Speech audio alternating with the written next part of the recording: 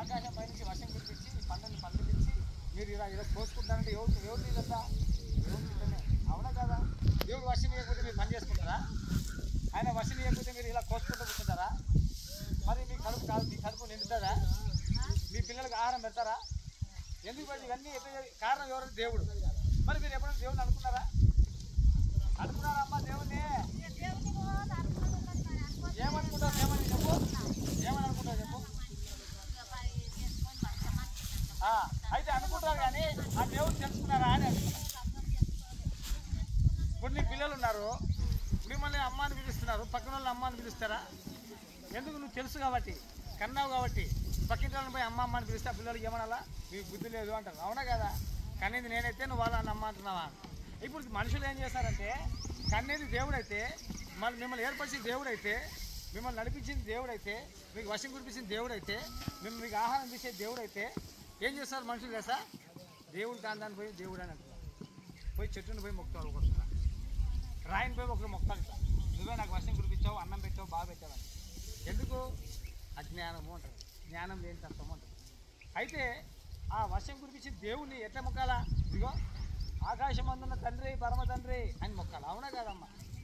నాకు వర్షం ఇచ్చి ఆహారం పెట్టి ఇగో పని పెట్టావు, నాకు రోజుకి 3-4 కూలి వస్తుంది, నా పిల్లల్ని పోషించుకుంటున్నా. అవునా కదా? ఇది మనం అడగాల్సింది. అయితే ఏం చేస్తున్నాం మనుషులందరూ? ఇగో దేవుడే మాకు బాగా చల్లగాని ఒక ఏడ కోసి తిని దాగి మందు తాగి కడుపుండి తిని చెడ్డ మాటలు మాట్లాడి భార్యని అమ్మని కొట్టి పిల్లల్ని కొట్టి ఇష్టం సరే బతుకుతున్నారు. అవునా కదా? మీ ఇళ్ళ పక్కన మీ ఇళ్ళల్లో కూడా జరుగుతున్నారు ఈ విషయం. తాగేది కొట్టేది. కానీ ఏం చేస్తున్నాడు అంటే కుటుంబాన్ని పాడు చేసుకుంటున్నాడు. దేవుడు భూమి మీద కుటుంబాన్ని ఇచ్చాడు, భార్య పిల్లలను బాగా పోషించుకోవాలి. అయితే ఈ మధ్యకాలంలో ఎక్కువ అక్రమం ఎక్కువైపోయింది. అక్రమం ఎక్కువైన వల్ల ప్రేమ చల్లారిపోయింది. భార్య మీద ప్రేమ లేదు, భర్త మీద ప్రేమ లేదు, పిల్లల మీద ప్రేమ లేదు, తల్లిదండ్రులను కొడుతున్నారు, తిప్పుతున్నారు.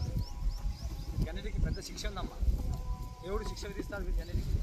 అయితే ఆ శిక్షను నువ్వు పొందుకోకూడదంటే ఇప్పుడు ఏం చేయాలంటే, దేవా నన్ను క్షమించాను. ఏమడగాలమ్మా? క్షమించాను అడగాల. దేవా నాకు పోషిస్తున్నావు, ఆహారం ఇచ్చి నా కుటుంబాన్ని పిల్లల్ని పోషిస్తున్నావు, ఇదిగో నా భర్త తాగిపోతాడు, నా భర్తను మార్చు తండ్రి అని మనం అడగాలమ్మా. అవునా కదా? దేవుడిని అడగాలమ్మా. చూడు ఎంత బాగా ఉలిగడ్డలు, ఎంత మంచి ఉలిగడ్డలు దేవుడు ఇచ్చాడు. కులిపోయినట్టు ఇచ్చాడు దేవుడు. ఏమన్నా మంచి ఉలిగడ్డలు ఇచ్చాడు. ఎందుకంటే మీరు అమ్ముకొని మీ కుటుంబాన్ని పోషించుకోవాలి. ఏమ్మా ఆ దేవుడు ఎవరంటే 2000 సంవత్సరాల కిందట వచ్చాడు. యేసు ఆయన పేరు. ఏ పేరమ్మా?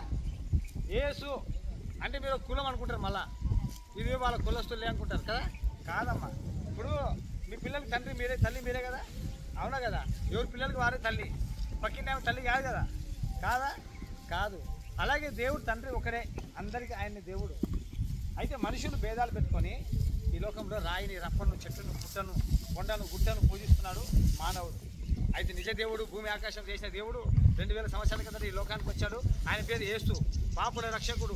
పాపం చేసిన వారందరూ ఎవరైనా పాపం చేసిన ఎడలా నా ఎదుగు రమ్మని పిలుస్తాడు. ఆయన పాపంలో క్షమిస్తానమ్మా. యేసు ప్రభు పాపంలో క్షమించి పరలోక రాజ్యం ఇస్తాడు. ఈడ కోసుకుంటున్నావు కదా, నీ పిల్లల కోసం ఆడ అవసరం లే, కొయ్యాల్సిన అవసరం లే, ఆడ నువ్వు నాటు వేయాల్సిన అవసరం లే, గడ్డి కోయాల్సిన అవసరం లే, ఆడ పని చేయాల్సిన అవసరం లే. ఆకలి తప్పులు ఆయనే తీరుస్తాడు. ఆకలి తప్పులు ఉండవు, రోగాలు ఉండవు, వ్యాధి ఉండదు, బాధ ఉండదు, దుఃఖం ఉండదు. దేవుని దగ్గర ఏముంటుందంట? సంతోషం ఉంటుంది, ఆనందం ఉంటుంది. ఎల్లవేళ దేవునితో ఆనందపడుతూ జీవిస్తుంటామంట. ఎక్కడ? దేవుని రాజ్యం. అది యేసు ప్రభు నీకు దయచేయడానికి వచ్చాడమ్మా. నీ పాపముల కొరకు, నీ తల్లిదండ్రుల పాపం కొరకు, నీ పిల్లల పాపం కొరకు యేసు ప్రభు తన ప్రాణం పెట్టాడు, తన అమూల్య రక్తం కాచాడమ్మా. పిల్లలు చనిపోయాడు, మరణించాడు, సమాధిలోంచి 3 దిన సజీవుడిగా లేచాడమ్మా. వింటున్నారా? వినిపిస్తుందా? యేసు ప్రభు మరణము గెలిచిన దేవుడు. రాయి నువ్వు భూమిలో బాటి పెడితే లేస్తుందా? లేయదు.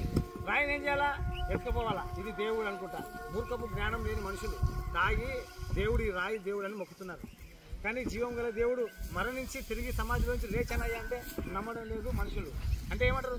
జ్ఞానం లేని వాళ్ళంటారు. అయితే మీరు శ్రద్ధగా వింటారు కదా, మీరు జ్ఞానవంతురాలు, మీరు యేసు ప్రభునందు విశ్వాసం ఉంచారు. అయితే మీరు ఏం చేయాలంటే, దేవుడు డబ్బు ఇవ్వాల్సిన అవసరం లే, మనులు ఇవ్వాల్సిన అవసరం లే, భూములు ఇవ్వాల్సిన అవసరం లే. ప్రభువా నేను పాపిని ఏమనాలమ్మా? చెప్పండి కొంచెం. ప్రభువా కొంచెం గట్టిగా చెప్పండి. ప్రభువా అమ్మ ఇది చెప్పండి. నేను పాపిని, నన్ను క్షమించు. నా కొరకు ఈ లోకంలోకి వచ్చిన దేవుడు అని మేము నమ్ముతున్నాము. అయ్యా మా పిల్లలను మమ్ములను పోషించేది నువ్వే అయ్యా, నీ రాజ్యంలో నన్ను చేర్చుకో, అంతే, నీ రాజ్యంలో చేర్చుకో. ఇది